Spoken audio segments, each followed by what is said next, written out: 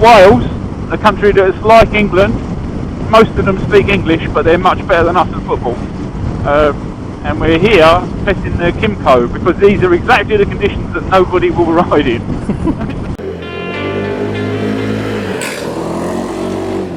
The advantage of the high wheelers over something like a GTS, in theory, is that a 16-inch wheel won't drop into the same size potholes.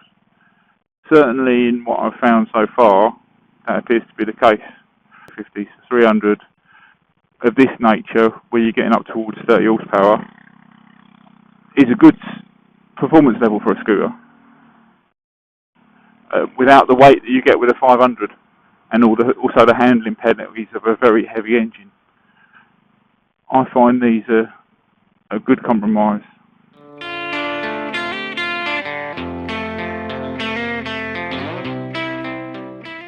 In terms of riding position, I've got very high bars. It's a long way between my knees and my hands, so I find this really comfortable. They've lowered the seat on this, which is one of the reasons why the helmet bay is so small. This little screen here has put in the wind square into my middle of my crash helmet, so it's a little bit noisy, but I've got no wind in my chest. So in terms of being tiring at high speed, I think this is going to be quite protective.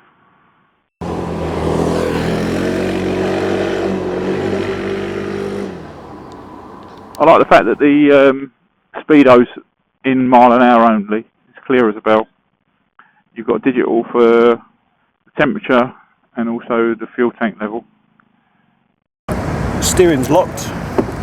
Pull the key out, press the little yellow button. It just stops people trying to shove screwdrivers and stuff in there.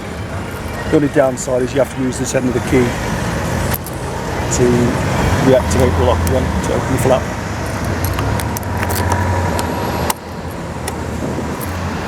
You can also open the seat from this by pushing to the left. Right, so this is the space that you get under the seat of the Kymco. You can see from there, you know, you'd be struggling to get a jet helmet in there. It's not really. Whereas if you want to access the top box, obviously you've got to take your key out and do it separately. It's a moderately decent sized top box, but it's not huge. Doesn't take Iggy's Arai, but my Shoei fits in a treat. Inside there, you've got a electrical point, which I'm using to run my sat nav.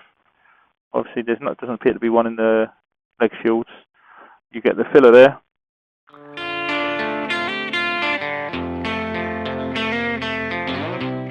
Right, the one of the issues we've already identified is how easy it is to put this on the stand and how easy it is for it to fall off. So now if you rock it, there it goes straight away. So we'll do that again.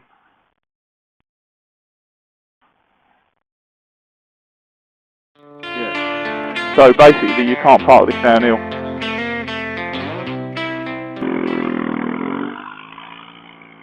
I was a little slow on the throttle there, but it's starting to pick up now. See ya! Wouldn't want to be ya! Bye bye! Yeah, I'm happy with the acceleration of this.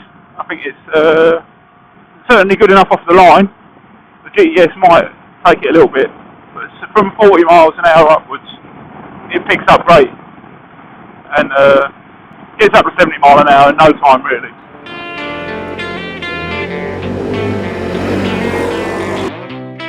Right, so it comes with 16-inch wheels front and rear. This has got Maxxis tyres on. I've always found Maxxis tyres to be pretty good. Maxxis, in fact, in the past have made tyres for other brands. You've got a ABS sensor inside there and a sliding 3-piston caliper, which is quite unusual. But the front brake, even though it's brand spanking new, actually works really nicely. Ready? Hold on. Steady. Ready? Steady. Stop. Yours isn't great, yes, isn't it, mate? No. No. How did you tell? Yeah. Right, ready, steady, go. You stopped just as quick, but look at the black lines you left. It's about 50 foot long, that. Back brake only.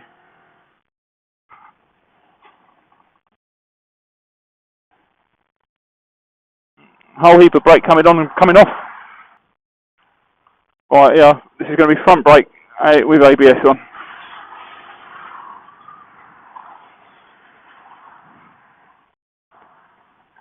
That front brake's on hard. It's just come back to the bars, and I slowed down and I didn't fall off.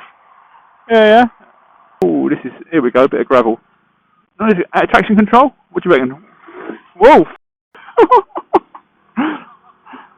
That didn't have any traction control whatsoever. That's a complete fail stop. I want to try again.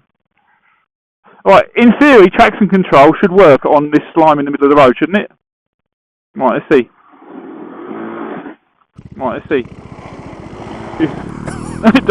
Don't worry about me, I'm just covered in shit. Well, shit. It hasn't got traction control, it's only got ABS. That'll be it then. Well, I found the 16-inch wheels a little slow steering in town. When you're out on the open road, the stability's excellent, and the suspension is. It might be very traditional in terms of being telescopic front and twin shock rear with only preload adjustment, but it works well. There's nothing to criticise there in terms of ride comfort or cornering. I'm doing my best to try and unsettle this, and it won't have it.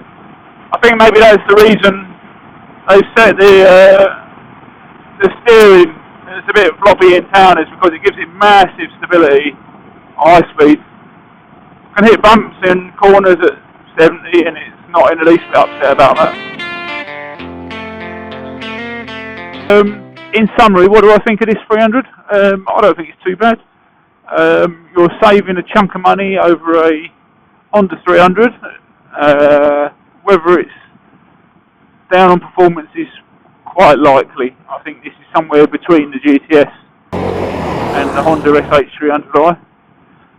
If you're interested in saving a chunk of money and you like the look of it, I certainly wouldn't dissuade you from it, because I think it's quite a good engine. I think it's very comfortable to ride. I think a pre-included top box isn't necessarily as good as having a decent sized helmet bay. The centre stand thing's a bit of a nightmare, to be fair. That's just going to require you to remember where and how you park it. But overall, not much to moan about really. Quite a nice little bike.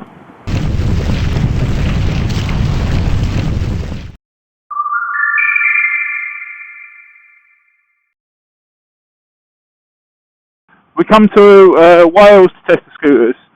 For most of the year, this is a big desert. There's never any rain here.